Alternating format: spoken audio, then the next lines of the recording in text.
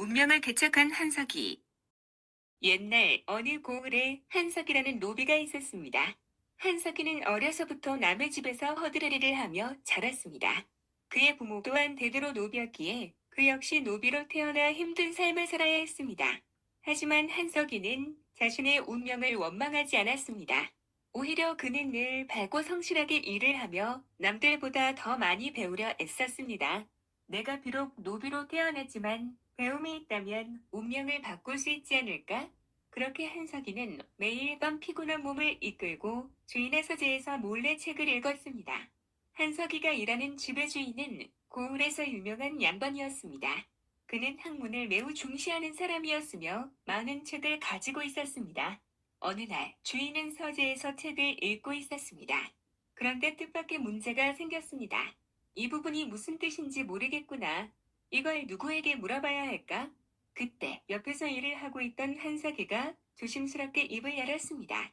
주인어른, 혹시 제가 한번 설명해 보아도 되겠습니까? 주인은 깜짝 놀랐습니다. 내가, 너는 노비가 아니냐? 글을 읽을 줄 안단 말이냐? 한석이는 머리를 조아리며 대답했습니다. 예, 어릴 때부터 어머님께서 한 글자씩 가르쳐 주셨습니다.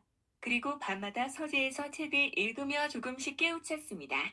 주인은 흥미를 느꼈습니다. 그렇다면 내가 한번 설명해 보아라. 한석이는 조심스럽게 책을 들고 주인의 질문을 이해하려 애썼습니다. 그리고 차근차근 자신의 생각을 이야기했습니다. 주인은 놀랐습니다. 이 아이의 말이 옳구나. 어찌 노비가 이렇게 깊은 생각을 할 수 있단 말인가?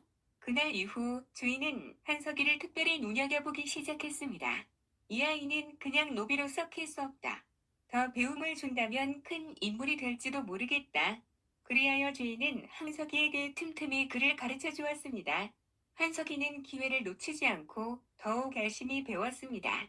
몇 년이 지나자 한석이는 웬만한 선비보다도 더 해박한 지식을 갖추게 되었습니다.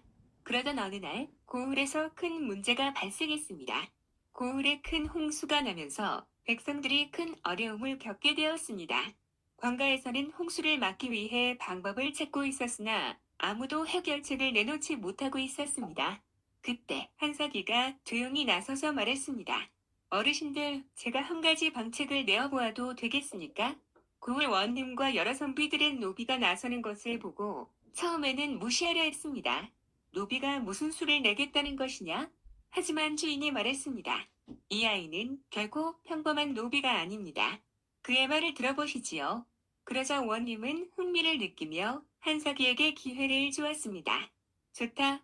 내가 한번 말해보거라. 한석이는 차분히 설명했습니다. 홍수를 막기 위해서는 강둑을 튼튼히 해야 합니다. 그러나 단순히 흙을 쌓는 것만으로는 부족합니다.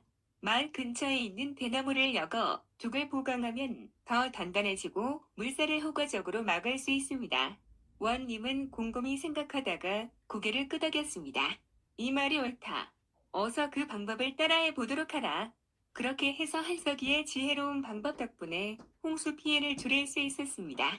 한석이의 공로를 인정한 원님은 그를 그냥 노비로 둘 수 없었습니다. 한석이는 지혜로운 인재이다. 이제부터는 노비 신분에서 벗어나도록 하겠다. 그리하여 한석이는 양반의 신분을 얻게 되었고 더욱 열심히 공부하여 마침내 과거 시험에도 합격하여 관리가 되었습니다. 그는 어려운 백성들을 위해 힘쓰며 공정하고 정직한 관리로 이름을 떨쳤습니다. 운명은 타고나는 것이 아니라 스스로 개척하는 것이다. 노비로 태어났던 한석이도 배움을 통해 자신의 운명을 바꾸었듯이 누구든 노력과 성실함으로 인생을 변화시킬 수 있습니다. 그리고 또한 어떤 신분이든 사람을 존중해야 한다. 한석이를 무시하지 않고 기회를 준 주인처럼 우리는 누구에게든 배울 점이 있으며 사람을 외모나 신분으로 판단해서는 안 된다는 것을 기억해야 할 것입니다. 이렇게 한석이는 운명을 개척하며 훌륭한 사람이 되어 세상을 이롭게 하였고 그의 이야기는 오랫동안 사람들에게 전해졌다고 합니다.